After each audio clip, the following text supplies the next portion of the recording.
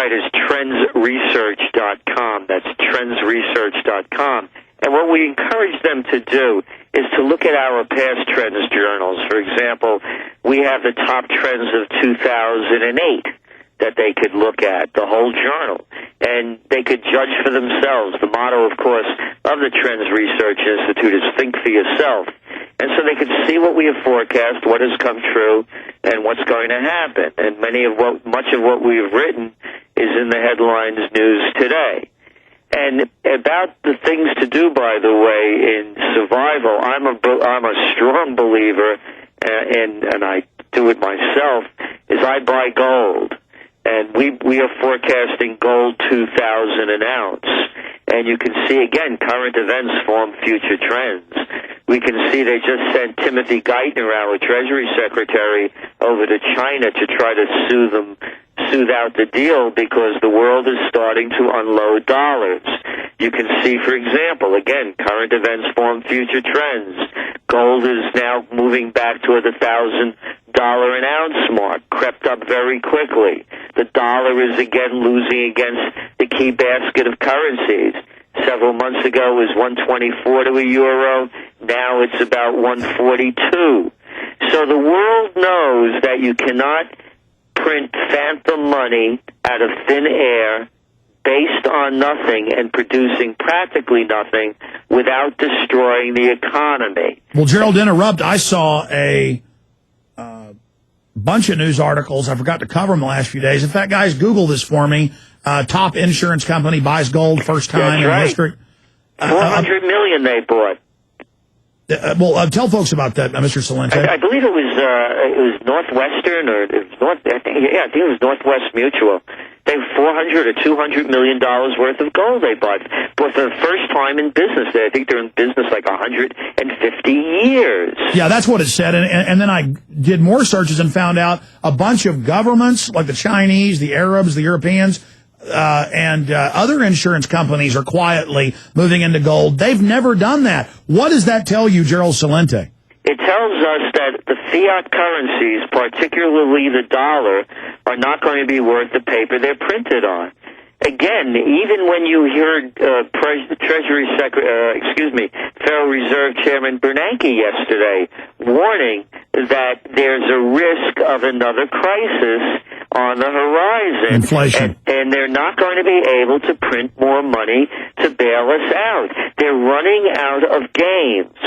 So the timeline, by the way, Alex, during the summer, things usually quiet down. Yeah, Europe goes on vacation, and things start getting real again around September, October. Again, you just look through history. When we saw the crisis that happened in 2008, it happened in September. I think it was September 15th. It was with Lehman Brothers went belly up, the biggest bankruptcy in our history, AIG crisis, Merrill Lynch, and one after another. What happens is when people come back from vacations, they start looking at the books in a lot of different ways. They get real about it. So September, October is one time to look. The other one, and this is the one that's going to tell the final story, it's going to be Christmas sales 2009. Watch how those sales come in. You're going to see them in way worse than they were last year, and they were terrible last year.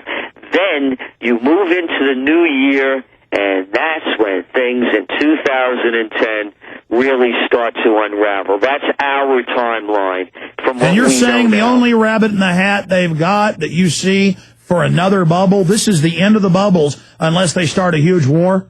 Yeah, but this time it's different than the times before, in the sense that this time we'll have wars of weapons of mass destruction.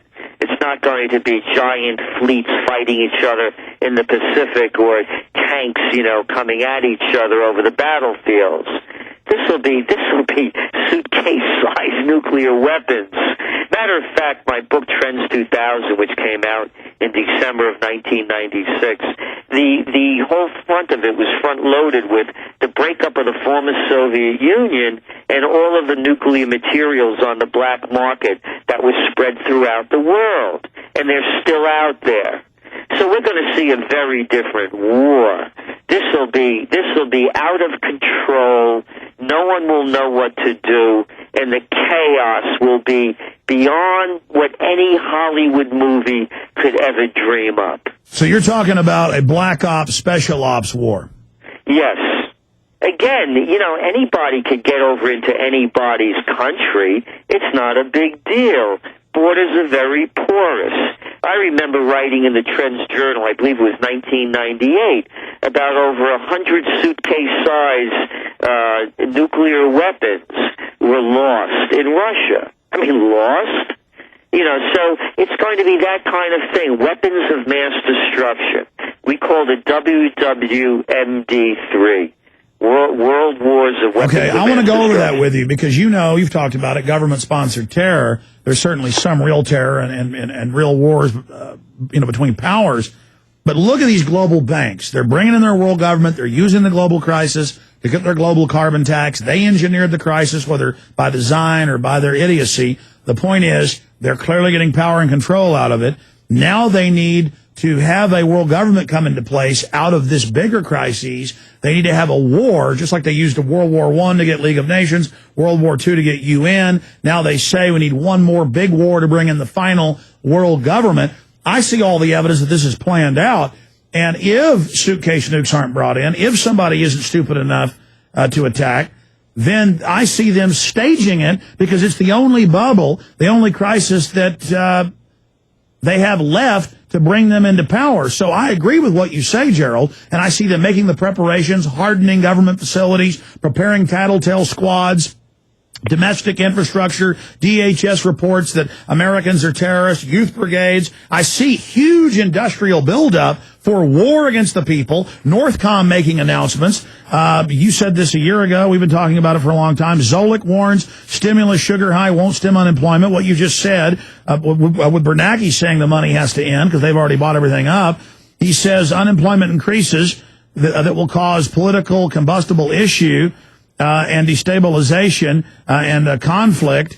He says rising joblessness threatens to set off political unrest across the globe. So they're saying this, but like beaters beating the bushes to drive out, the mastodons over the cliff. We're the mastodons. This is all crazy like a fox going right towards their world government. So, Gerald Celente, your take on that? Well, whether they cause it or exploit it, it's going to happen in the sense that you also have worldwide unrest. Latvia. We saw it in Greece, Iceland. You're seeing it in France.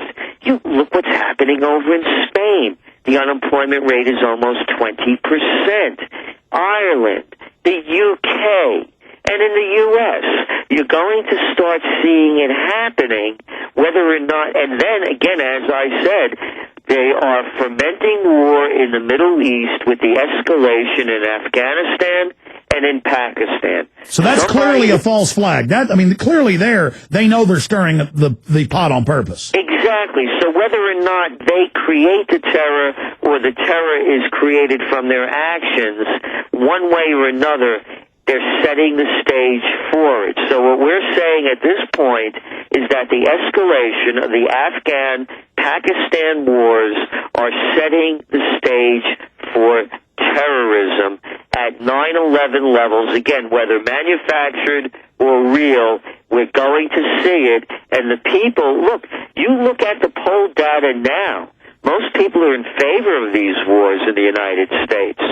So if they say, we're being attacked by Islamo-fascists because they hate our liberty and freedom, the people are going to swallow it again. Gerald Celente, Trends Forecaster, what did you think about, or did you see, the Pakistan president, they're saying, why are you helping terrorists? And he goes, Al-Qaeda, Taliban was created by the U.S. against the Russians and pushed. You guys are using them to destabilize us, which is what's really going on. They don't control all the groups, but they nudge them and fund them and stir them up. And he made that point, and the person interviewing him on NBC kind of shut up. It seems like this trick is starting to wear a bit thin. Precisely. And as a matter of fact, in this next Trends Journal, summer edition that'll be coming out in a few weeks, we're reviewing the history of Pakistan, which we had written about when they assassinated Benazir Bhutto in January, I believe it was December 2007. And now her husband, Zardari, is the president of Pakistan. Well, they used to call him Mr. 10%. Because he used to take 10% of all the government action. He did time in jail for being accused of raping the government of $5 billion. I mean, it's one criminal enterprise after another. And we're in the thick of it.